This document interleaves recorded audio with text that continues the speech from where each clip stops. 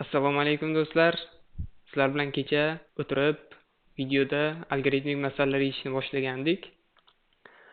Ikkinchi videomizga xush kelibsiz. Kecha to'g'ridan-to'g'ri masala yechishdan emas, mana bunaqa qaydlarni ochib olib, bir dasturlashdan tashqari boshqa mavzuda gaplashishdan boshlagandik videomizni va o'zim shu videoni ko'rish jarayonida bunaqa usul o'zimga ham yoqdi va qolgan videolarni ham, kelasi videolarda mana shu videoni ham mana shunaqa uslubda dasturlashdan tashqari bir boshqa mavzuda ham gaplashib boshlashga qaror qildim. Va Latte Omla kitobida bitta jumla keladi: avval o'zingizga to'lang. Ya'ni biz bir pul xarajat qilar ekanmiz, boshqalarni boyitishga harakat qilamiz. Ya'ni bizdan chiqib ketayotgan pul boshqa kishining biznesiga, boshqa kishining cho'ntagiga ketyapti. Va bu Latte Omla kitobida nima deyiladi? Avval o'zingizga to'lang. Avval shu kelajakdagi jamg'armangiz, kelajakda sizni boyitadigan, ya'ni boshqalarni emas, o'zingizni boyitadigan resurslarga pulingizni sarf qilingda, keyin boshqalarga to'lang. Avval o'zingizga to'lab qo'ying, avval o'zingizga passiv qanaqadir daromad manbalarini yaratib qo'ying. Keyinchalik siz boshqalarga to'lashga haqli bo'lasiz, boshqalarni boyitishga ham haqli bo'lasiz. Shu to'g'ri yo'l deb aytadi. Va bugun bu haqida nimaga gapiryapman? Latte Omlani biz o'zimizni karyeramizni ham qo'llasak bo'ladi. Masalan, ofisda boshqa kompaniyalar uchun, boshqa kompaniyaning proyekti uchun ishlaydiganlar bo'lsa, yaxshi tushunishadi. Ya'ni masalan, bitta proyekt bo'lar ekan, u boshlanish nuqtasi, ya'ni siz kirish nuqtangiz va chiqish nuqtangiz bo'ladi. Boshlang'ich kirish nuqtangizda sizdan boshlab to oxirigacha siz kompaniyaga, mana shu proyektga, uni rivojiga ma'lum bir hissa qo'shasiz. Boshida to'laqonli proyektni shu loyiha ustida ishlab, loyiha uchun butun boshli hamma vaqtimni sarflab yuborar edim. Va keyinchalik tushundimki, avval hamma o'ziga to'lash kerak ekan. Ya'ni o'zingizga avvalo to'lashingiz u boshqa siz ishlayotgan, siz oylik olayotgan joyga to'lashingizni kamaytirib qo'ymaydi. Lekin siz ham kuchayishingiz, ham dasturchi sifatida rivojlanishingiz, boshqa narsalarni o'rganishingiz eng birinchi o'rinda turishi kerak karyera boshida. Shundan keyin siz birinchidan kuchli dasturchi sifatida kompaniyaga ham, proyektga ham ko'proq foyda keltira olasiz va boshqa variantlaringiz ham bo'ladi. Ya'ni variantlar sizga doim tayyor bo'lib turadi. Ikkinchisi esa, variantlari ko'p bo'lgan odam noto'g'ri joyda ko'p qolmaydi. Bu ham yaxshi g'oyalardan, ya'ni varianti ko'p bo'lgan odamga, masalan, noqulay ish sharoiti, o'zi xohlamagan, o'zi qiziqmagan sohadagi proyekt, boshqa, ya'ni narsalar, boshqa har xil narsalarga ko'nikishi, o'shanga rozi bo'lib turishi shart bo'lmaydi. Chunki uni boshqa variantlari bor. Boshqa joydan xohlagan joyga ishga kirib keta oladi, o'zining g'oyalari bor, startap boshlay oladi, vaqti bor, vaqtini ajrata oladi. Ya'ni variantlari ko'p bo'lgan odam noto'g'ri joyda ko'p qolmaydi. Chunki unda boshqa variantlari bor, boshqa variantlar uchun u mehnat qilgan, vaqt sarflagan, kuchli bo'lishi uchun harakat qilgan. Va uchinchi g'oya qiziq bo'ldi. 80% qiyinchilik bir ishni qilishda bu boshlab olishga ketadi. Va boshlab oldingizmi osonlashadi. Buni nima uchun mana bunaqa cheksiz davom etgan fraktal uchburchakni qo'ydim? Bu 80% qiyinchilik cheksiz ketaveradi. Ya'ni bitta videoni YouTube'ga qo'ydingiz, YouTube'ga qo'yganingizdan keyin bu boshlab olganingiz bo'ladi. 80% qiyinchilikni bosib o'tdingiz, tabriklayman. Va endi bu yo'q osonlashadi. 20% qiyinchilik qoldi. Endi 20% ni ham har kuni masalan qilishingiz, har kuni video olishingiz, har kuni masala ishlashingiz ham boshlab olishingiz kerak. U ham 80% qiyinchilik oladi sizdan. O'sha 20% ni bir kunga bo'ladigan bo'lsak, qanchadir foizi qoladi. O'sha foizni qiyinchiligini ham 80% boshlab olishga ketadi. Masalan, aynan mana shu videoni boshlab olishga 6 marta startni bosib, stopni bosdim. Nimaga? Chunki boshlab olish 80% qiyinchilikni oladi. Ya'ni o'sha 6 ta, 7 ta o'xshamagan boshlab olishlar bu hattoki 1 daqiqaga ham bormagan. Lekin mana hozir boshlandi, qanchadir vaqtdan beri yozilyapti. Xato kamchiliklar o'rtada bo'ldi. Lekin boshlab olindi asosiysi. Endi bu yog'i ketadi. Endi bu yog'i flow usulida 20% qiyinchilik bilan, ya'ni qanaqadir effortless usulda masala yechishni boshladik. Boshlaymiz.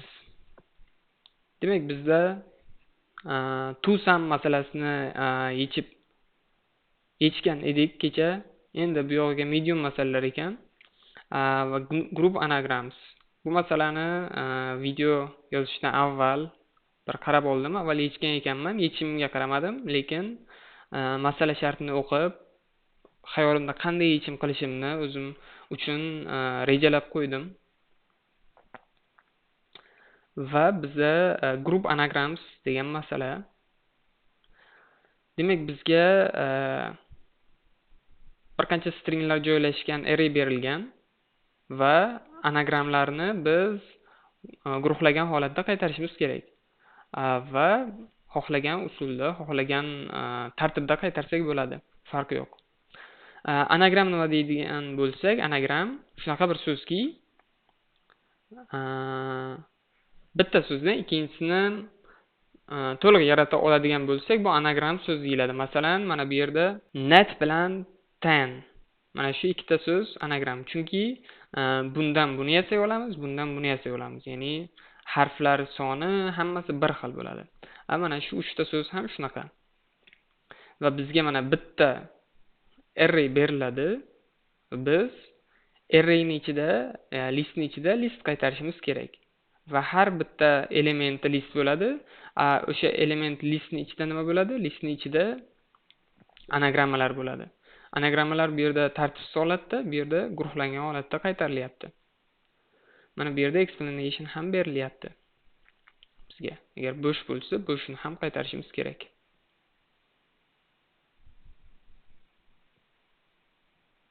Bitta bo'lsa, bittani o'zini qaytarishimiz kerak bo'ladi. Va hammasi ASCII xarakterlar bo'lar ekan. Demak, birinchi yechimimizni so'zlar bilan ifodalab beradigan bo'lsak,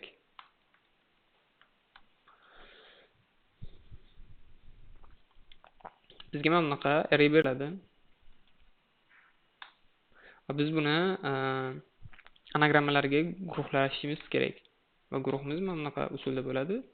Va masalan biz guruhimizning ichida list bo'ladi va it, t va 8 bitta guruhning ichida bo'ladi. Keyin 10 bilan net bitta guruhning ichida bo'ladi. Va bet bu yolg'iz bitta guruhning ichida bo'ladi. Va qanday qilib biz buni qilamiz? Buni qanday qilib amalga oshiramiz? Biz nima qilsak bo'ladi?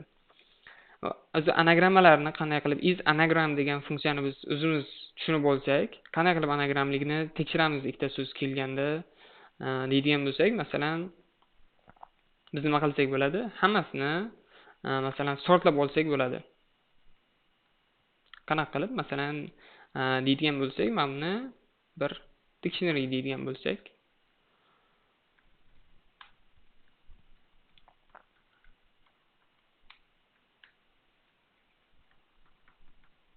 deylik, masalan,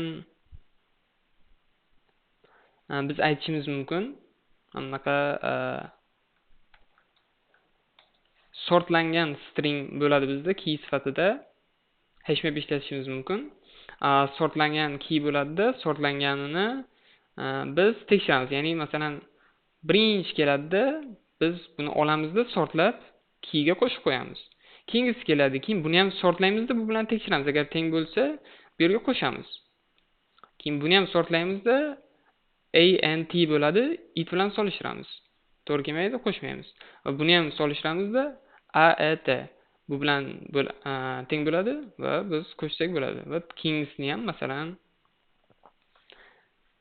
ant va bunisini ham abt qilib mana shunaqa keylarimiz bizda sortlangan bo'ladi va bizda value'lar o'sha sortlangani bilan anagramma bo'lsa, keyin qo'shib qo'yamiz. Va oxirida biz mana shu dictionary'ni, mana shu hashmapni listga aylantirib, javob sifatida qaytarib qo'yamiz. Va bizda time complexity qanaqa bo'ladi? Time complexity bu yerda bir marta aylanib chiqyapmiz. Hammasini n ta amal bajaryapmiz. Va mana shu aylanib chiqish jarayonida hashmapimizni construct qilib chiqyapmiz. Boshqa amal qilmayapmiz. Va hashmapimizni yana listga o'girib qaytaryapmiz va bu ham on n plus n 2n va biz buni on deb aytsak bo'ladi. Space complexity qanaqa bo'ladi? Biz hashmap yaratib olyapmiz. Bu hashmapimiz size mana bu strs arrays size'iga qarab katta yoki kichkina bo'ladi va bu ham on desak bo'ladi. O of n. Ana endi kodga o'tadigan bo'lsak, biz nima qilamiz? Bizda strs bor. Masalan, birinchi dictionary'ni define qilib oladigan bo'lsak, d deb masalan deylik dict.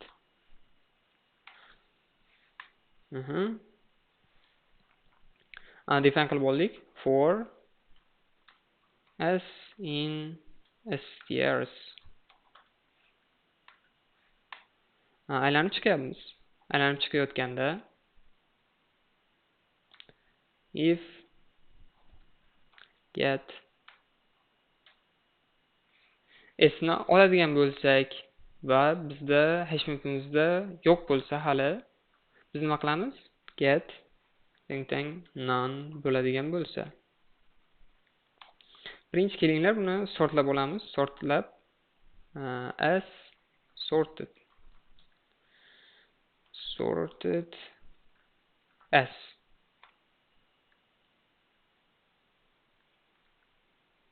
sortlab saqlab qo'ydik va biz sortlanganini key sifatida saqlaymiz as sorted. Agar none bo'lsa, ya'ni hali qo'shmagan bo'lsak, buni nima qilamiz? Dictionary'imizni as sorted degan keyga biz saqlab qo'yamiz nimani? Kelinglar if else qilmaslik uchun agar hali mavjud bo'lmasa, shunchaki bo'sh list bilan bo'sh listga tenglab turamiz. Agarda keyinchalik bu tenglangan bo'ladi, keyin pastga tushadi. Pastga tushganda biz nima qilamiz? Yo'q, bunday qilsak bo'lmas ekan. Shuning uchun hozirning o'zidan qo'shib qo'yamiz. Nimani?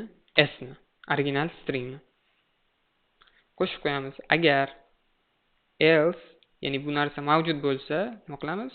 D ni as sorted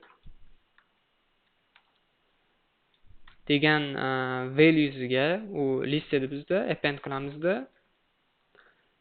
s ni qo'shib qo'yamiz. Va shunday qilganimizdan keyin bizda paydo bo'ladi mana bunaqa ko'rinishdagi dictionary paydo bo'ladi. Va biz bu dictionary'ni turn the.values desak bizga mana bularni qaytaradi. Va bizga aynan shu yechimlar kerak bo'ladi. Va bizga order ahamiyatga ega bo'lmagani uchun qo'shimcha sortlash, boshqa amallarni bajarish kerak emas. Va kelinglar yuritib ham ko'ramiz o'zimiz bilan. Masalan, biz birinchi mana bu input keladigan bo'lsa, strni aylanib chiqyapmiz. It kelganda sortlab olyapmiz. A, E, T qilib. Keyin ko'ryapmiz, agar bu mavjud bo'ladigan bo'lsa, mavjud Bo'lmaydigan bo'lsa, stringimizni qo'shib qo'yyapmiz va lekin boyagi yechimimiz ham qilsak bo'lar ekan, ya'ni bitta condition kamayadi. Ya'ni qanaqa? Agar mavjud bo'lmasa hali, shunchaki bo'sh array bilan, bo'sh list bilan define qilib olamiz. Keyinchalik mavjud degani bu va qo'shib qo'yamiz. Append qilib qo'yamiz. Demak, it degan bitta key qo'shildi, keyin mana bu stringlar original qo'shildi. Va bunisi ham xuddi shunday bo'ladi. Keyingi safar bu nanga kirmaydi va mana bu yerga kelib append bo'ladi. Endi bu nanga keladida mana bu yerga yangi qo'shilib qoladi. It bu ham nanga kirmaydi, qo'shilib qoladi. Boyagi boshidagi bizda mana bu 3 ta paydo bo'ladi allaqachon. Keyin nat kelganda bu 2 ta paydo bo'ladi, but oxiriga keladi va o'sha paydo bo'ladi. Endi biz masalan bo'sh stringni oladigan bo'lsak, nima bo'ladi bizda? Bo'shni olamiz, bo'shni o'zi keladi, sort qilinadi, sort qilganda baribir o'shani o'zi qaytariladi. Demak, biz buni tekshirib ko'rishimiz kerak ekan. Sorted nima qaytaradi? Sorted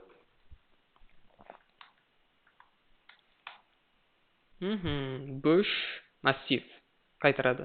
Mana bizda qo'shimcha bitta edge case paydo bo'ldi. Sort bo'lganda bo'sh joy paydo. Oddiy list paydo bo'ladi. Oddiy list paydo bo'lishi bizga minus. Chunki algoritmimiz mana bu case'ni handle qila olmaydi. Lekin bizda handle qilish kerak. Shuning uchun if as sorted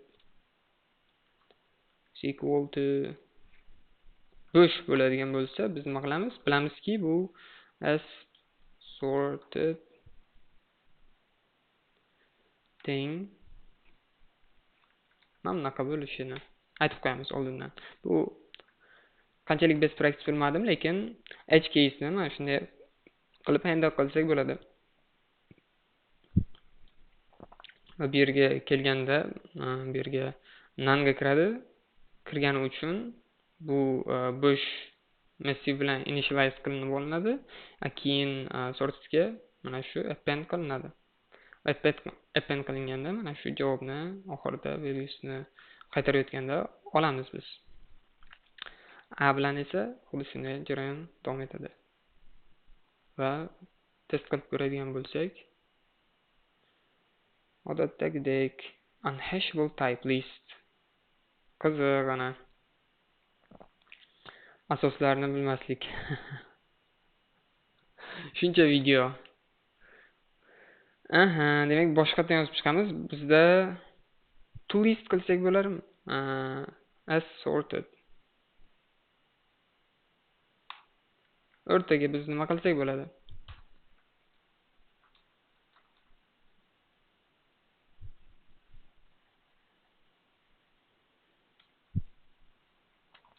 Join.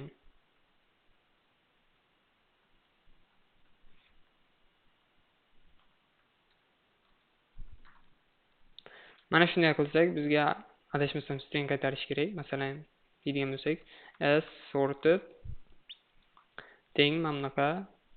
Masalan, a t deydigan bo'lsak va biz mana bunday qiladigan bo'lsak, join yo'q. Teskarisi ekan?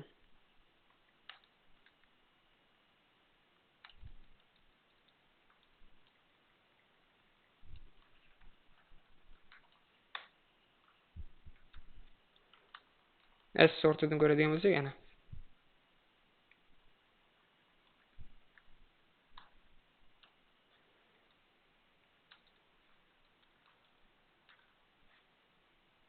Va ana endi run qilib ko'radigan bo'lsak, bizda string hashable bo'lgani uchun type error. Keyingi videoda Pythonni yaxshilab o'rganib kelaman. Not value expected.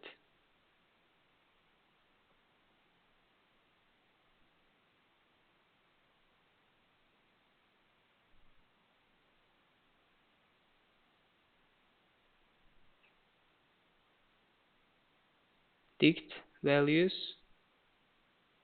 is not value for expected return type list string. Nima qaytaradi bu?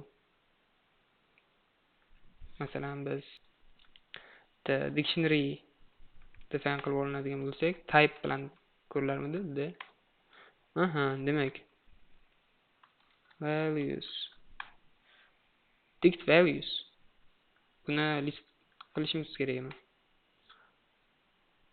Ikki list hamda bo'linadimi?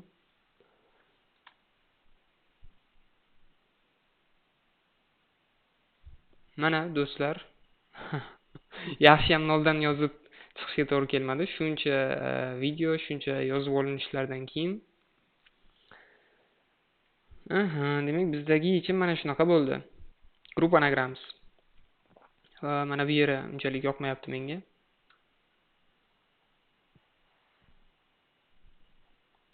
Va masalan bizda bunday qilsak nima bo'ladi? Join bunday. Hoppa.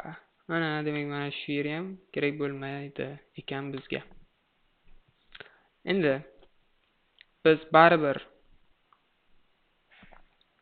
mana o'qila olmasganmiz. Sort bo'lganini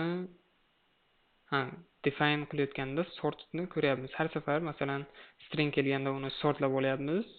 Sortlab olgandan keyin biz string ichidan qidiryapmiz. Bundan tezroq yechim bo'la oladimi? Bizning kesimizda.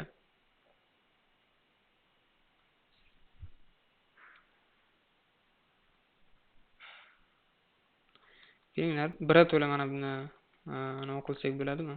As sorted.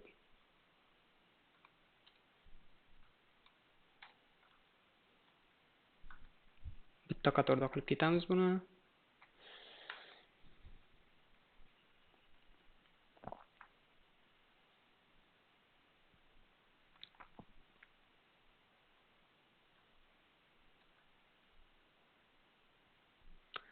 Sort qilmasdan qila olamizmi mana shu anagrammani? Anagrammi yoki yo'qmi? 2 yil oldin ishlagan ekanman avval. Group anagrams. Demak mana shu eng biz kelgan eng yaxshi yechim mana shu. Bundan ko'proq optimizatsiya qila olamanmi? Optimizatsiya qila olmasam kerak. Chunki eng oxirgi yechim mana shunday tuyulyapti menga. Balkim qanaqadir hintlarga qarashimiz kerakdir. Group anagrams. Menimcha sortlashsiz nima qilib bo'lmayapti, ya'ni naive solution would be sort each string and group them using hash map. This would be mana shunaqa. To'g'ri. Biz har safar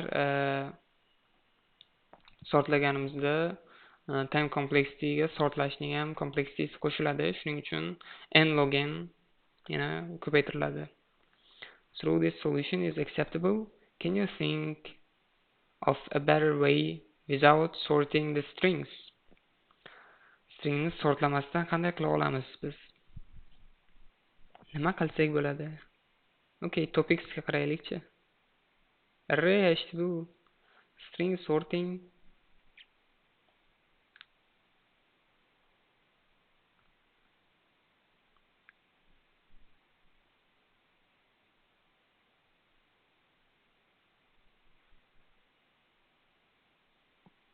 ASCII karakterlarning qiymatining yig'indisi deb oladigan bo'lsak, bizda masalan AB yoki AZ yoki yo'q YZ teng bo'ladi BZ ga. Chunki hammasi +1 +1 bo'lgani uchun ASCII karakterlarining yig'indisini biz ishlata olmaymiz, leverage qila olmaymiz. Boshqa nima qila olamiz biz? it bilan tni biz sortlamasdan anagramligini aytishimiz kerak.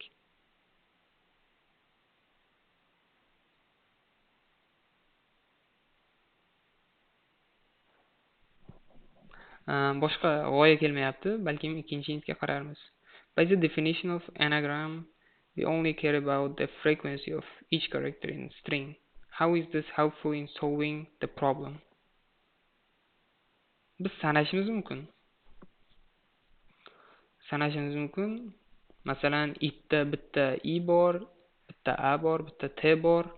T'da ham xuddi shuncha bor va 8da ham mana xuddi shuncha bor. A'dan bitta, t'dan bitta, i'dan bitta. Lekin biz qanday leverage qila olamiz buni? Qanday leverage qila olamiz?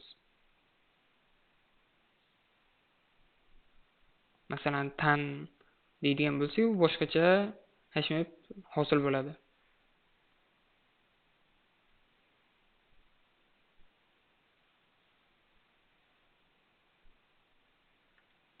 Demak, hinduchga qaraydigan bo'lsak, we can simply use array size. Since character set is a through z to count the frequency of each character in string. Then we can use this array as a key in hash map to group the strings.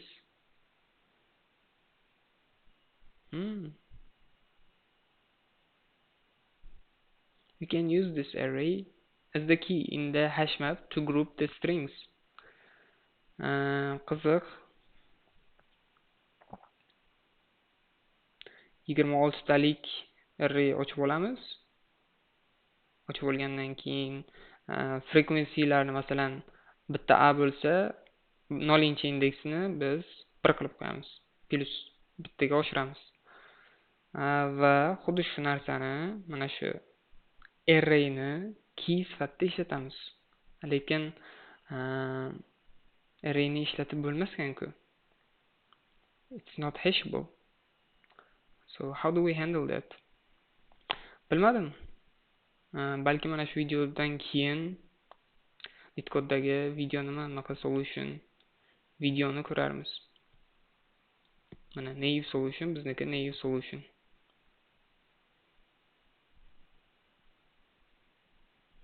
Default dict ishlatsak bo'lar ekan. Space complexity mana sortlash uchun ketyapti. Bu yerda m nimaligini tushunmadim lekin. Baribir. Sorting bilan, endi hashmap bilan nima qilsak bo'layapti bu? Tuple'ga yana o'girib olyapmiz. Tuple'ga o'girib olgandan keyin append qilyapmiz. Biroq qimmatroq operatsiyaga o'xshayapti men uchun.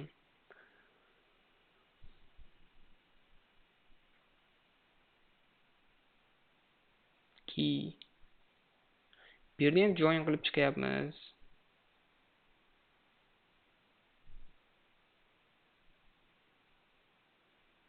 Time complexity.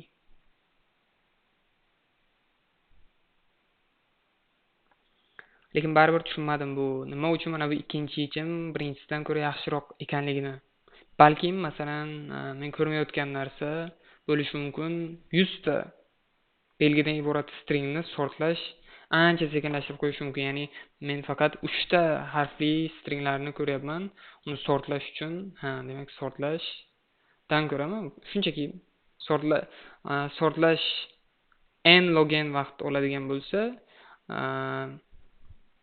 prosta sanab chiqish n ni, ya'ni stringni qanchalik uzunligiga bog'liq holatda bizda yurib chiqamiz belgilarni.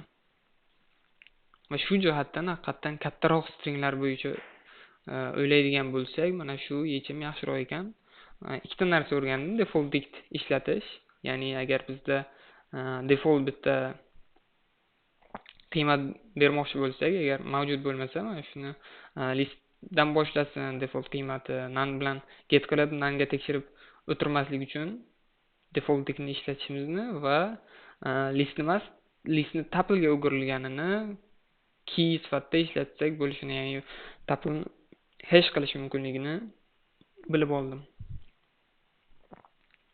Parchalaringizga rahmat. Mana tugatib oldik. 100% qiyinchilik ortda qoldi. Va ertaga yana 80% dan boshlaymiz. Parchalaringizga rahmat.